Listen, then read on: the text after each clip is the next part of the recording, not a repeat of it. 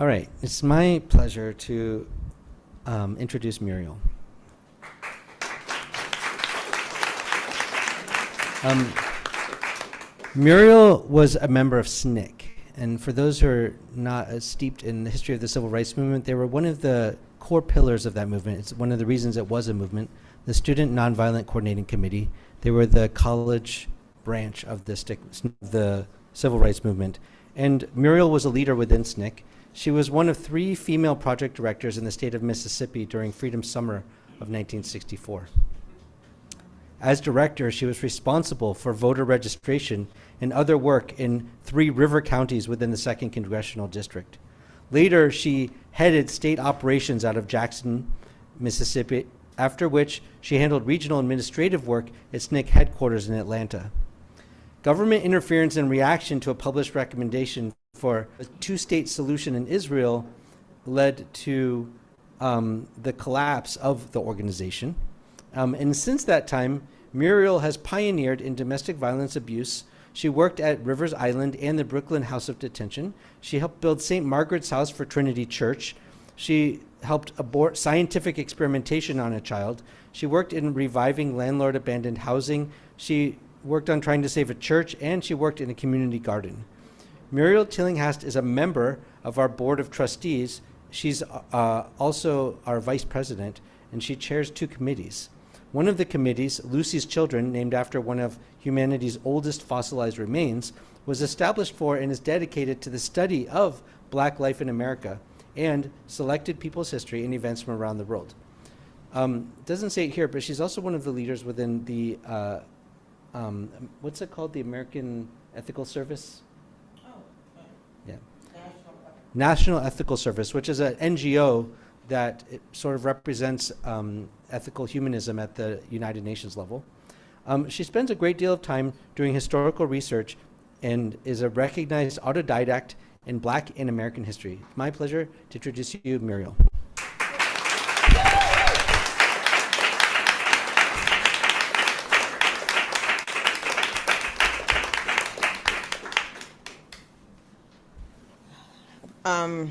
Happy Mother's Day.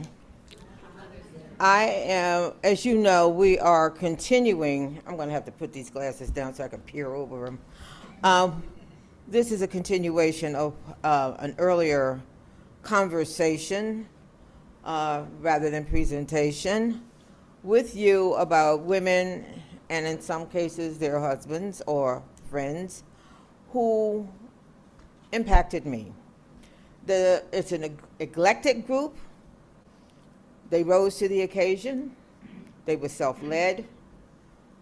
They were very different women. I began this conversation with Lucy, who is anywhere between 3 million and 3.5 million years old, who was the oldest female that I was given some recognition, and we came down through the Greeks with poor Hypatia getting dragged out of the temple, there you go, for having the nerve to have an independent thought about how things were put together in the universe.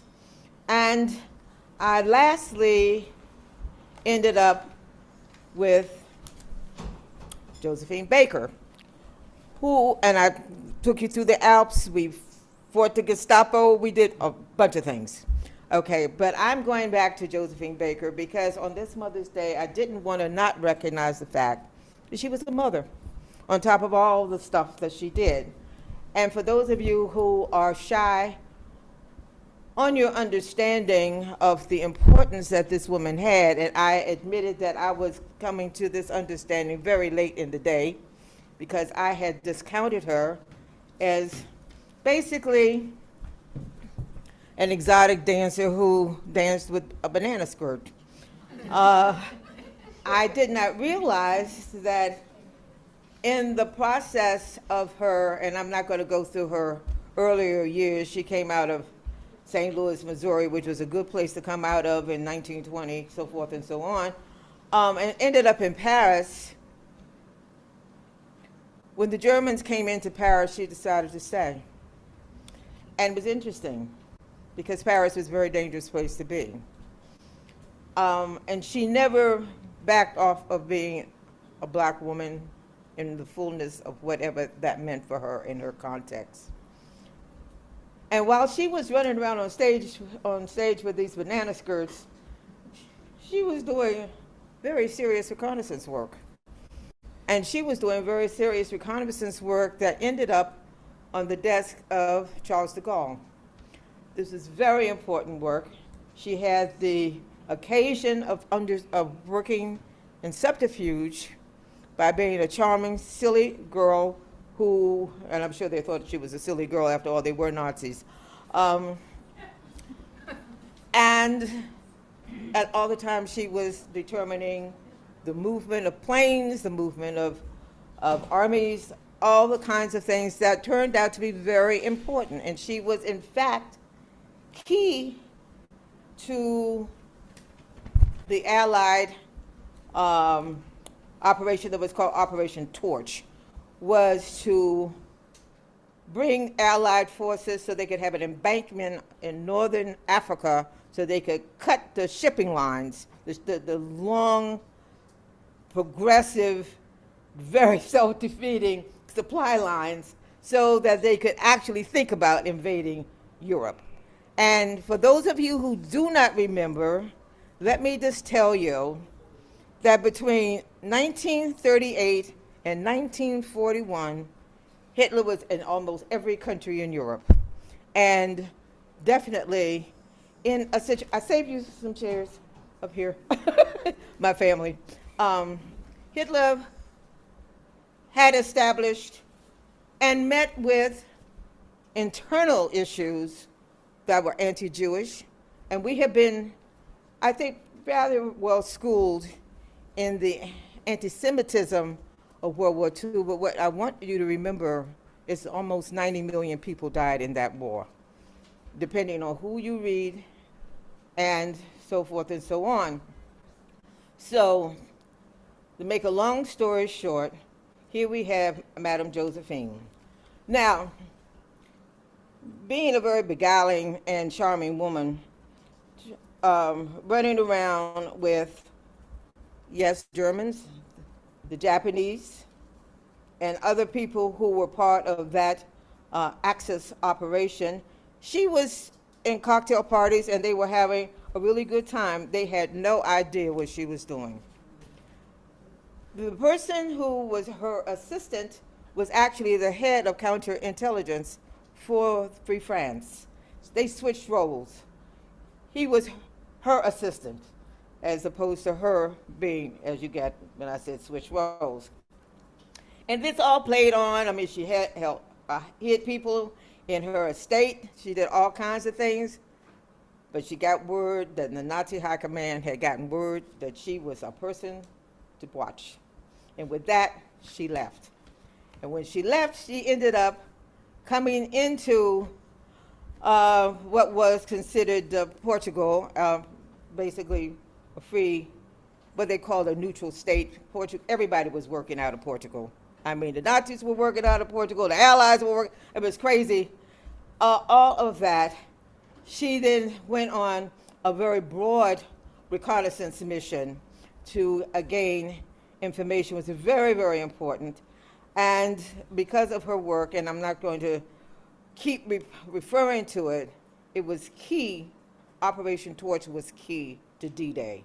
It would never have happened without that.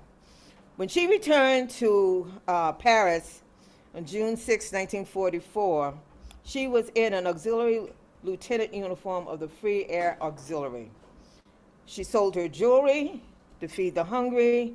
Paris was in bad shape. Yes, it was an open city, but people were starving. People didn't have places to live, so forth and so on. She sold what she had, and she never asked for compensation in that regard. In 1945, she received the Croix de Guerre, the Rosette de Resistance, for her heroic work, the Chevalier of Légion of Honneur. Her French is not that great. She was recognized for having, here we go, with the water. She was recognized for her bravery. And the point I would like to make and sort of rest on this is that in November 2021, her ashes were removed from, part of her ashes were removed from where she was, and she was laid to rest in the Pantheon, which is the highest level of honor in the French state. It is where Voltaire, Rousseau, Victor Hugo, Madame Curie, and other people rest. So,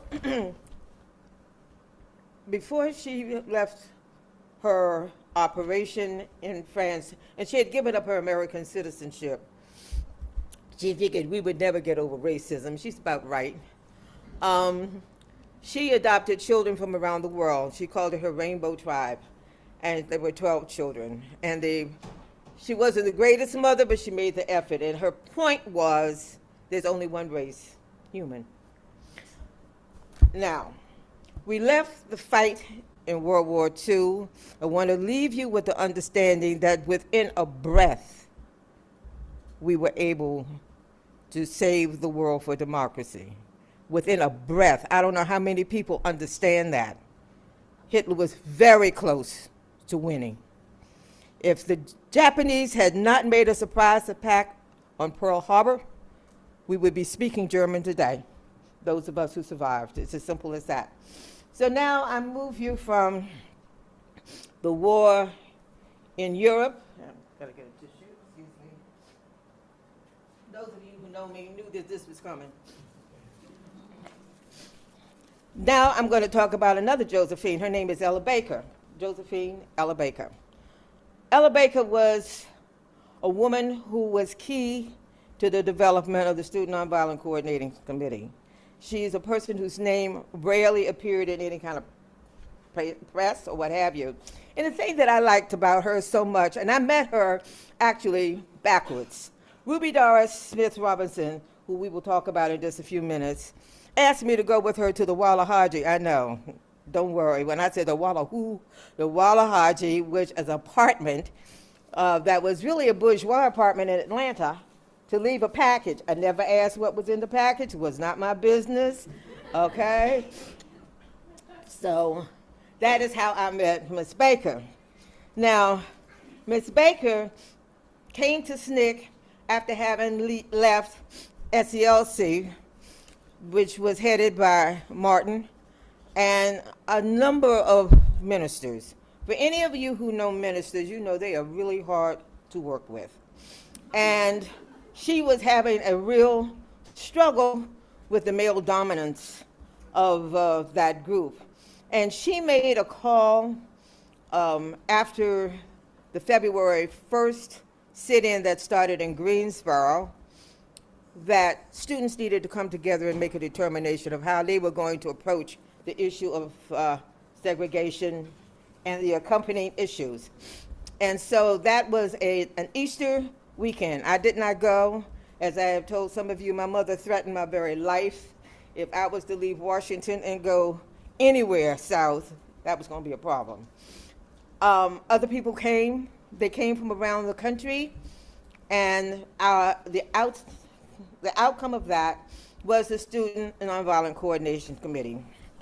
Now, SNCC was a very self-directed, student-oriented group that functioned basically from Washington, D.C. south and across the former Confederacy into, we went as far as Arkansas. Our forces were small, and they were narrowly used, and our particular focus was on voter registration. The thing that I liked about Ms. Baker is that she didn't push herself as a leader. She basically was an encourager. She wanted to know, well, when you came up with something sounded crazy, she would ask you, well, how are you going to implement that? Well, what does that mean? So it got us to be more in touch with not just being, was that effusive and shooting from the hip, so to speak, but thinking through more. She said that her family practiced what she called family socialism. But I'd like to say that if it wasn't for the socialists, we would be back to a 72-hour day for everybody. 72-hour week for everybody, because if it hadn't been for the socialists and the communists, I don't know where we would be in terms of labor, but that's another story. Okay. Now, pardon me, my nose just decided to run. Miss Baker was a very interesting woman. First of all, she was small, and she was what they call the director of branches for the NAACP. Now, people who know the NAACP will think, oh, well, that's really a very modest organization. They don't do very much. Having an NAACP card in the South was like having a card that said, I am a communist, which meant, no, seriously, that meant that you were game for getting killed.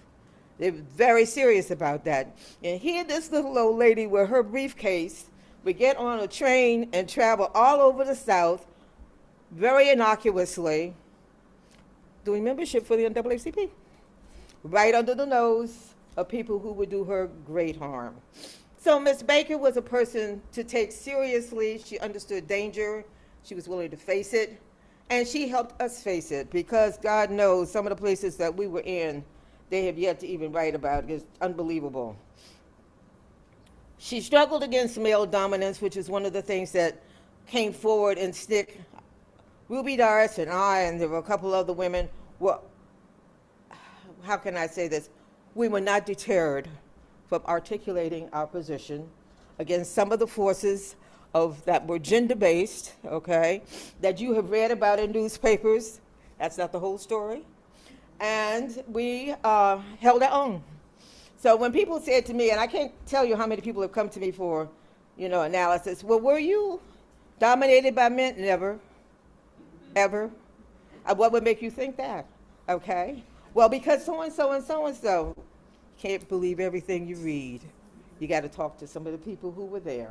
Need to get some experience there. Here we go, and I have talked to you a little bit about Miss Ella, who used to say to us, you just keep on keeping on.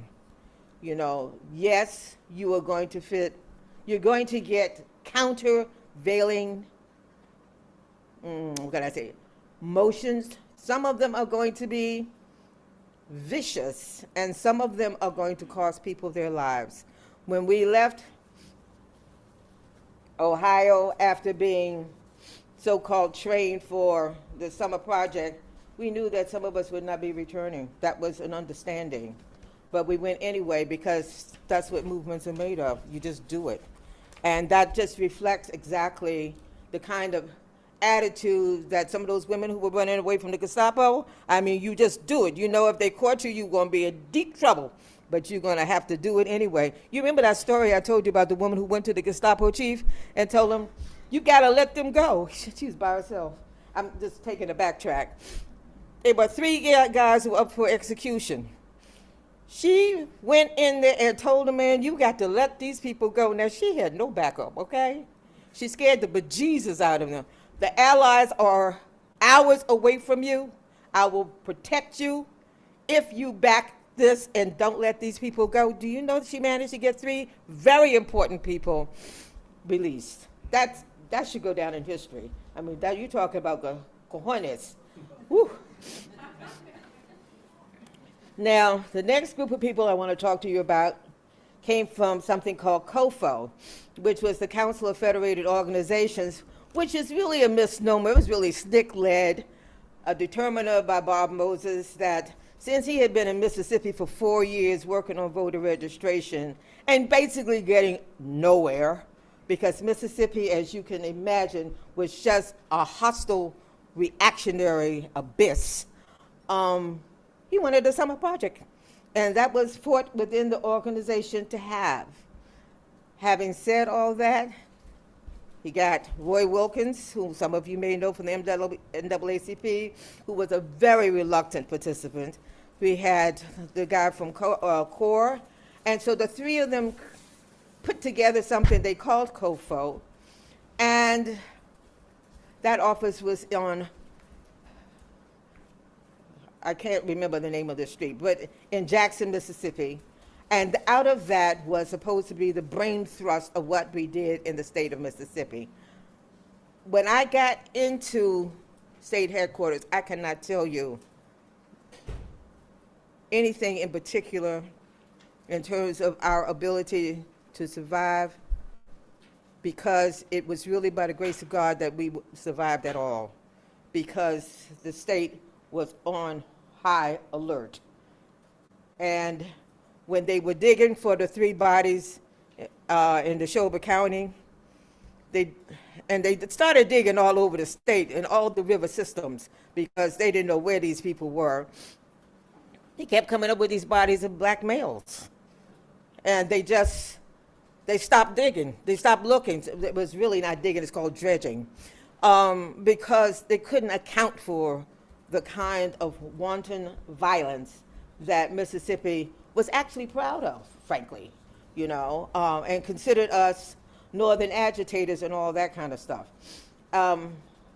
Having said all that, these 3 ladies, and I think now we are going to turn to the 3 ladies who were the poster ladies of the Mississippi Freedom Democratic Party. Now, what was the idea here? The idea here was if Mississippi black people could impress the country, if not the world, that if they could vote, they would vote, that this was the way to go forward. So they put together this organization, housed the conference in Jackson. These were the ladies that were associated. There's Miss Fannie Lou Hamer, there's Miss Victoria. I can't remember Victoria's last name, but, Thank you. See, you're upon it. Okay, and there's Miss, there you go. Okay, very good. I can't read my notes but so fast. That's what happens when you get older, you know. Anyway, make a long story short, they were the poster children, poster women for the MFDP, and they went to Atlantic City to make their case. I will tell you that that is where a lot of the disillusionment in SNCC came from, because they saw the arm twisting, the blackmailing, frankly, the exposures. I could tell you stories, but I won't do that here, and I won't do it on a mic because somebody will haul me off to jail for saying something. The point that I'm making is that politics is a very dirty business. And people who say that they're with you on Monday, by Monday afternoon, they've changed their mind. You'll never know why, okay? And so they lost that opportunity. For us as young people, feeling that civic responsibility was one that everybody was going to step up to, and everybody was going to participate, and everybody wanted a better America, this was a rude awakening that was not the case. Okay, so having said all that, these women went back to their lives. They were wonderful. Miss Hamer, as you know, died early. Miss Devine lived in Canton, Mississippi. I have to tell you this story. One night, I was coming in to Tulu, which is a little campus community outside of Jackson. It was night. And one of the things that was a real concern was to be able to get across the train line before the sheriff decided that he needed to haul you in. And he basically sat on the edge of the transfer point, and he was bringing people in. Well, this was an extraordinary experience for me because we hadn't broken any laws. Well, there was the judge. He was sitting in his pajamas with a table that's not much bigger than this, and he was collecting fines. Fines for what? Well, obviously you did something wrong, and the fine started at $200.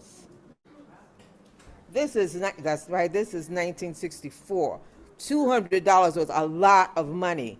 And if you didn't have $200 or more, depending on how the judge felt, you were going to jail. As simple as that. And who knew that you were in jail? If the people who were with you didn't get your name and didn't have an understanding, you were going to disappear into the system. It'd be a long time before somebody even knew about you. So you get a sense of Ms. Devine came out of that particular experience. Billy Noble, that was the sheriff. He was a terrible man. I met him that night, met the sheriff too. Told him goodbye. I made a point of never traveling on Saturday night to cross the railroad track because that was enough of an experience for me. But then in SNCC, we attracted some interesting people. And I want to tell you a little bit about, I'm ready for the next one, Ann and Carl Braden, who were out of Kentucky. They used to come to our office. A lot of people came to our office because we were the hub of people who were doing something progressive in the South.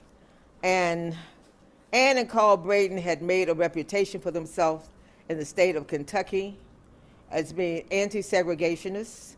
They worked for something called the Southern Conference Education Fund, SCEF, and they worked in Kentucky. Any of you know anything about Kentucky? Kentucky's dirt poor. You think Mississippi's dirt poor? Come to the coal mining area of Kentucky. That's going to be an experience. You know the song they say in Harlan County, "No neutrals, are you there?"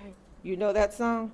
That's a song that came out of unionization of miners in the coal area. This is part of the whole Appalachian operation. Whites who could not get far enough over to get to the West Coast got stuck in the Appalachian Mountains. And it was tough. You know, I'll tell you another set of stories about them. The point that I'm trying to make is that Carl was a poor white boy, and we don't hear many stories from poor white people talking about their impoverishment. We have a few, but not many. Carl acknowledged the fact that he was a poor white guy, and early on, he was influenced by Eugene V. Debs. He was not a dummy, okay? He wanted to know, how did we get into this bind?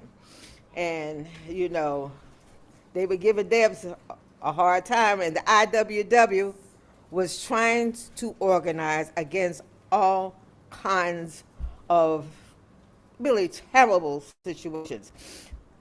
Violence is violence, whether it's against civil rights workers or against union work. It's the same violence, and basically the same people, okay?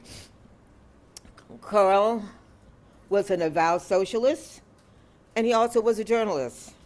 So was his wife, Ann. Couldn't find a job in the whole state. Nobody wanted to hire them. The long story short, Carl and Ann decided early on to help desegregate a white neighborhood. Good idea, bad timing, because they bought a house with the understanding of turning it over to a black family that could not buy directly, and the house was burned to the ground. And Carl was arrested, because that's how Southern justice went, you know. Long story short, Carl spent a lot of time against the war, and he, according to my notes, he spent almost 12 months in jail for refusing to testify before the House Un-American Activities Committee. Any of you remember them? Well, I saw them in the reel, and they were something. Make a long story short, Carl and Ann spent a lot of time in the SNCC office, and part of what was happening with us was synergizing the energy from one group into another, reinforcing and encouraging each other to function. We were not in Kentucky. Kentucky was considered a white state. Well, can you be more white than Mississippi? Well, the answer is yes. And, well, a friend of mine, Morton Thomas, I'll give you as an example of the kind of hate they had to deal with. Morton came to my house one day. Morton's about a 6'3" guy out of Boston. And he had this big dog with him. Well, he knew I didn't like dogs. I'm a cat person. Anyway, to make a long story, he brought this dog with him. And so in the course of conversation, I said to him, "Why do you have this dog?" He says, "I'm working in Kentucky." I got it, okay? All right, because it was like that. Um, Now I'm going to move to the next person, Lillian Smith, who was a woman who I just got the tail end of her life into my life. She loved SNCC. SNCC loved her, but she was towards the end of her days. Another tissue.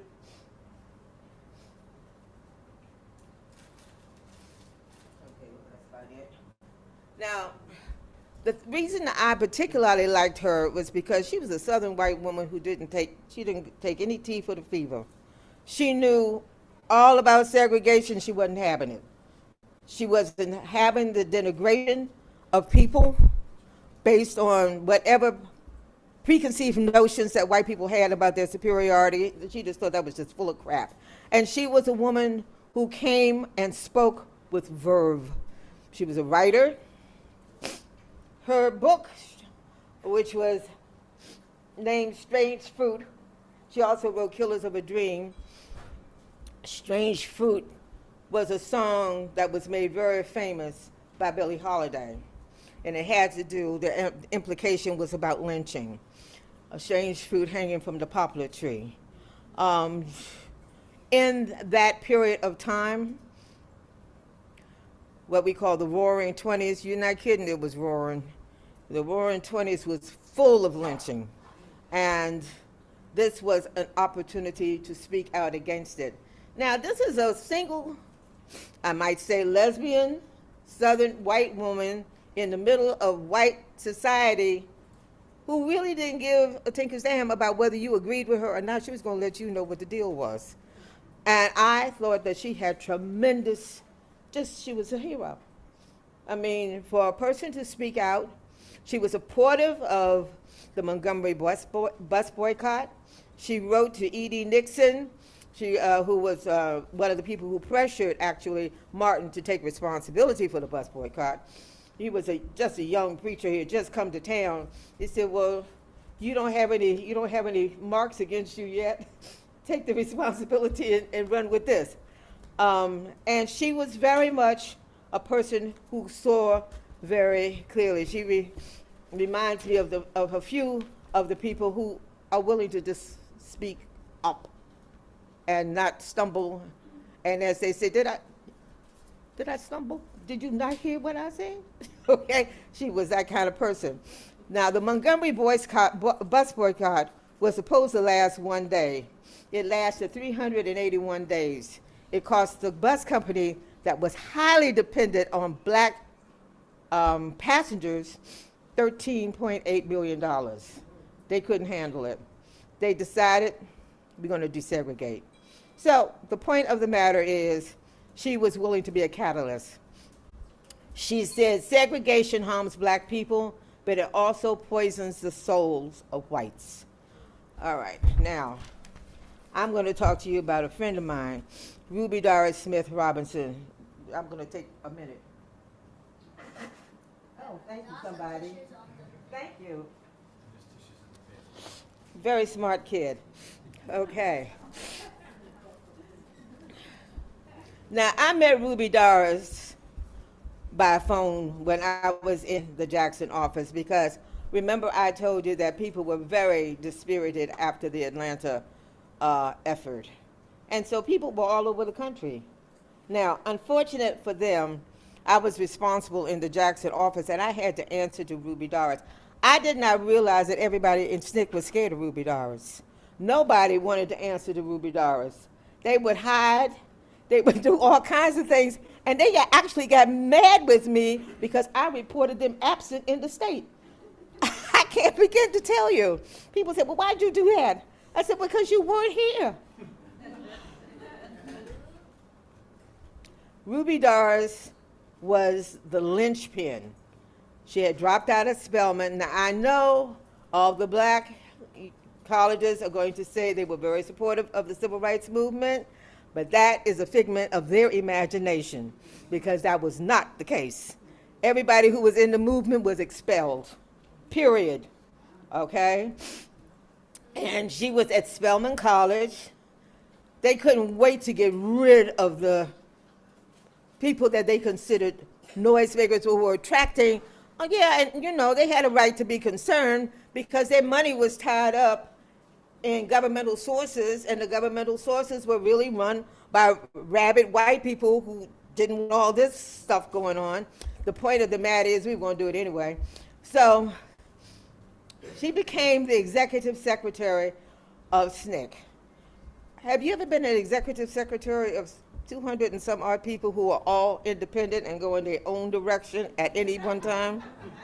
Okay. So, pardon me. It was a very difficult job. Not only did we have the crazy white people, but we had our own craziness, okay?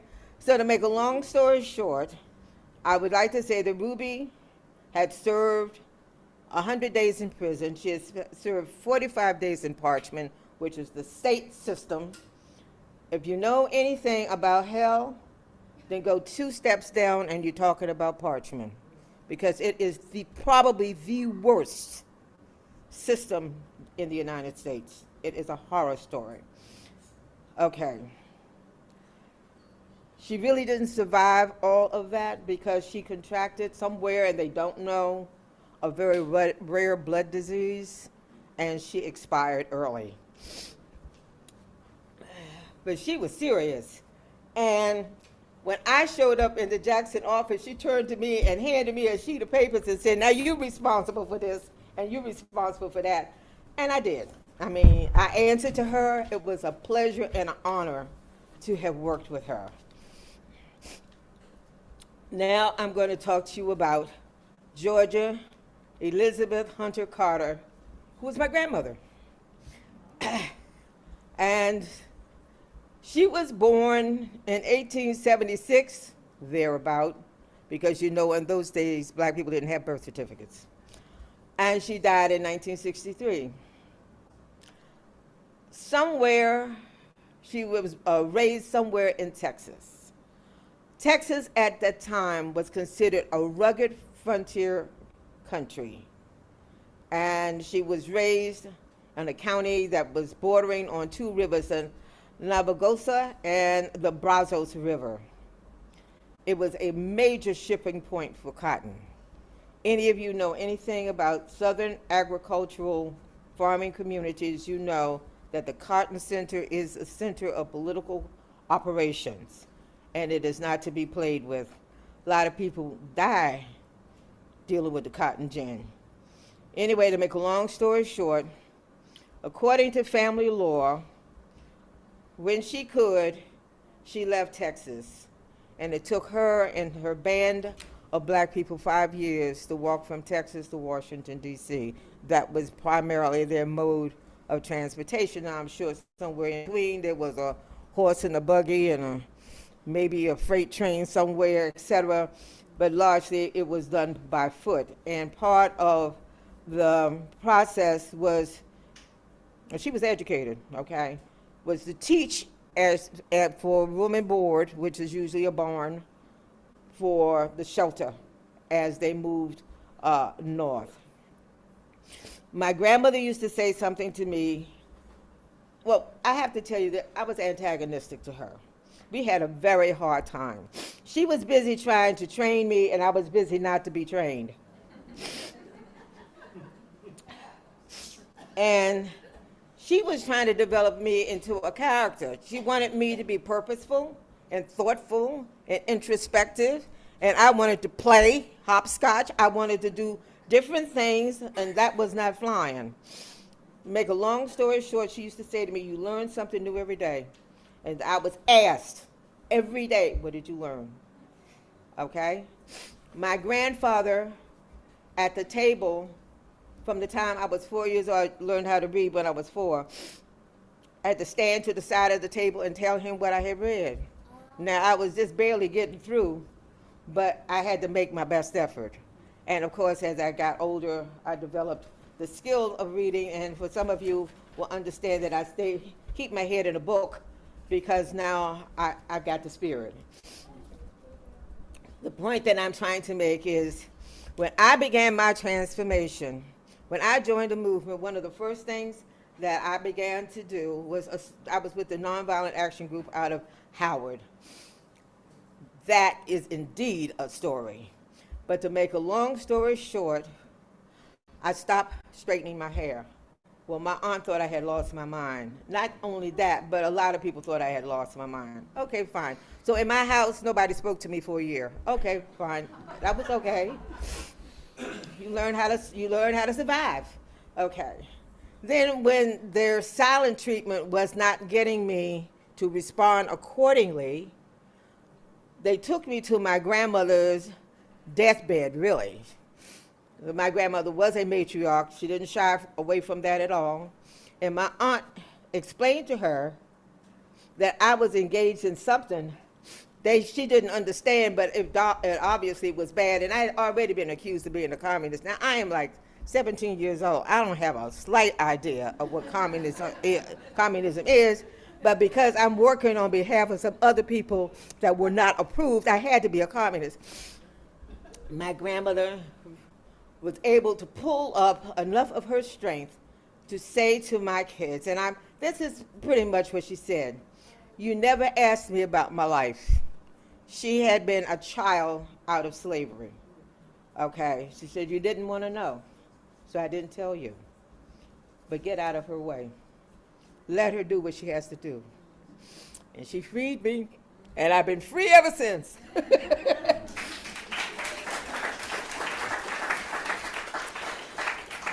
My grandmother I called her a meeting lady because we went to meetings 2 and 3 times a day. She was determined to help black people, period. And I learned from that, and I'm going to pass this on to you, and I'm passing this on to you for your children. If they don't learn how to do organizational work as children, they will not be able to do it as adults. It will not happen. It's not an automatic thing. It is a growth. It is what do you call it? It is a process where you learn by experience. When I was 9, I was responsible. I was in the Luther League, so I was around a bunch of Germans, so I know what I'm talking about when I talk about the Germans. And we were having a national conference, and it came to me to handle the transportation out of Maryland. I was in this little black church, in the Maryland Synod, all these white churches, they had to find me. And these two the Norwegian couple said, "We will help you. Don't take it. Be responsible. We won't let you fail." Well, I didn't need too much help from them. I got 200 leaguers from Maryland to Ithaca, New York, and back. No harm, nothing. Everything was perfect. I was 9 years old. Well, after that, you knew I was Superwoman. Okay. So I'm just telling you that the experience cannot be substituted academically. You have to be experiential on this. Now, through my grandmother, I met the next 2 women. One woman, her name was Gladys Parham. Now, who is this woman? She was a caretaker at the Frederick Douglass Memorial Home. This is when it was not under the control of the Parks Department. This is when a handful of black women made a commitment to keep Frederick Douglass's estate. It was an estate in Anacostia, Washington, D.C., alive. Miss Parham was the caretaker. I met Miss Parham, I remember very distinctly, at about 4 or 5 years old, trying to crawl up into this big black leather chair, and she told me I couldn't sit in that chair. That was a big man's chair. I wanted to know who was this big man. I came home and asked who is the big man? I'm 4, by the way. And that is when I learned about Frederick Douglass. Now, why is this woman on this list? Because she saw something that was important to preserve. And for years, until the Parks Department actually picked up the responsibility to preserving the site, she preserved the site out of her pocket. She's a caretaker. She is not a woman of means. I said, this is incredible. She had such a great sense of duty. And the last person I'm going to talk to you about is Nanny H. Burroughs. Now, if you've been in Washington, D.C., you'll see, if you go to Northeast Washington, you will see that she actually has a street named after her. Nanny H. Burroughs was a very dark-skinned woman, and Washington is a very colorized society. If you don't know what I mean, you're late. You're late to this one. Okay. Now, she decided she couldn't get a job because even the light-skinned black people didn't want to hire her. Okay, so she opened her own school. She had issues with, again, black preachers. She opened something called the National Training School for Women and Girls. It's in the northeast section of Washington. My grandmother used to take me out there, and I was just in awe of this woman. She just had an aura around her. And I would sit in the chair and stare at her. She used to tell me, go away, go with the, she had a pavilion that was in a different location. And she said, go have lunch with the other women, because I just could not believe this woman was controlling all this space. Women came from all over the world to be trained by her. Now, what was the training? You will remember that we were newly freed. People like to say, well, slavery was over in 1865. Not really. You know, the skills level was low and limited basically to people who had lived in the big house, who had those kinds of access, or that kind of access. Most people were not. She was training people in millinery, that's hats, sewing, stenography, bookkeeping, domestic science, and housekeeping. Work areas of trade where they could get a job. And she was determined to beat the colorized society and the gender-based society. And this closes my group of women that I personally have drawn an attraction for and a respect for, and I'm passing that on to you. Thank you.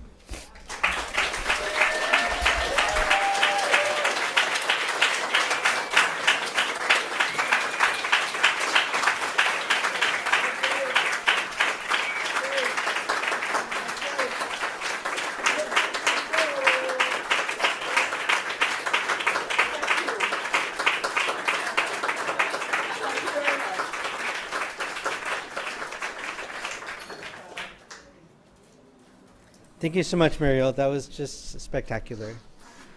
We're going to do a few announcements and a final song, but we still do have a few minutes for questions.